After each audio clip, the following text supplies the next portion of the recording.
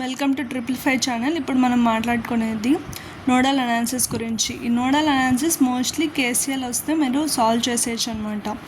ఇప్పుడు for example నువ్వు ఏ node అన్నా కూడా, నోడ్ అంటే జంక్షన్ పాయింట్ లాగా అనమాట, ఏ నోడ్ అన్నా కూడా నువ్వు రిఫరెన్స్గా తీసుకోవచ్చు. ఫర్ ఎగ్జాంపుల్ నేను దీన్ని ఒక రిఫరెన్స్ నోడ్గా తీసుకుంటే ఇది జీరో పొటెన్షియల్లో ఉందన్నమాట. ఓకే, విత్ రెస్పెక్ట్ టు ఆ జీరో పొటెన్షియల్ మన బ్యాటరీ వచ్చేసి 15 volts దగ్గర ఉంది. సేమ్ అలాగే ఇక్కడ 10 volts దగ్గర ఉంది. మనము అజ్యూమ్ చేసుకునేది వచ్చి ఈ జంక్షన్ దగ్గర పొటెన్షియల్ Vx అని మనం అజ్యూమ్ చేసుకున్నాం అనమాట. ఇప్పుడు నోడల్ అనాలిసిస్ ప్రకారం ఏంటి, నువ్వు కేసీఎల్ రాసుకో. ఫర్ ఎగ్జాంపుల్ మీకు అండర్స్టాండింగ్ కోసం I1 = I2 + I3 అనమాట.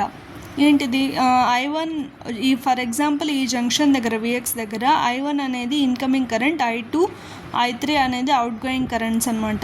ఇప్పుడు మనం ఇదే పాయింట్ని ఇక్కడ ఈక్వేషన్స్ ద్వారా రాసుకుంటాం అనమాట. ఇక్కడ నుండి మైనస్ నుండి ప్లస్కి వెళ్తే పొటెన్షియల్ గెయిన్ అయింది 15 మైనస్ ఈ పాయింట్ దగ్గర కరెంట్ ఈ డైరెక్షన్ వెళ్తుంది కాబట్టి మైనస్ Vx/6. ఓకే, ఇది వచ్చేసి I1 కరెంట్ అనమాట. ఇప్పుడు I2కి రాస్తే ఏమవుతుంది, I2 అంటే Vx - 0.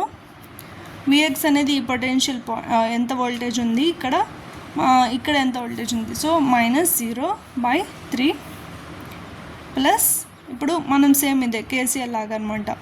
I3 ఏమవుతుంది, I3 వచ్చేసి Vx మైనస్, అంటే ఇక్కడ ప్లస్ నుండి మైనస్కి వెళ్ళింది కాబట్టి మైనస్ అవుతుంది, అంటే పొటెన్షియల్ తగ్గిందనమాట. సో -10 volts/3 ohms అనమాట. సో దీన్ని మనం సాల్వ్ చేసుకుంటే 15 - Vx = 2Vx + 2Vx - 20. Okay, 15 + 20 = 5Vx and Vx = 7 volts అనమాట.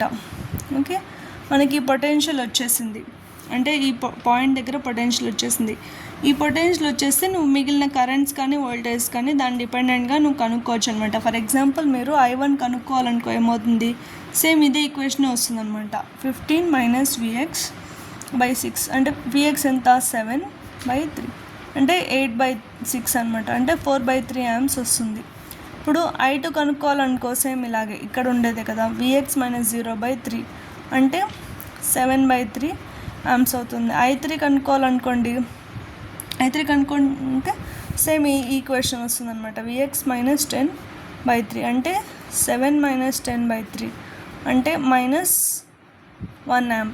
మైనస్ ఎందుకు వచ్చింది, మనము అజ్యూమ్ చేసిన డైరెక్షన్ వచ్చి I3 ఇలా వెళ్తుంది అని అజ్యూమ్ చేసుకున్నాం. అప్పుడు మనకి లాస్ట్లో మైనస్ వచ్చిందంటే యాక్చువల్ డైరెక్షన్ వచ్చేసి ఆపోజిట్లో ఉంది, అంటే కరెంట్ ఇలా వెళ్తుంది అనేసి అనమాట. అర్థమైందా?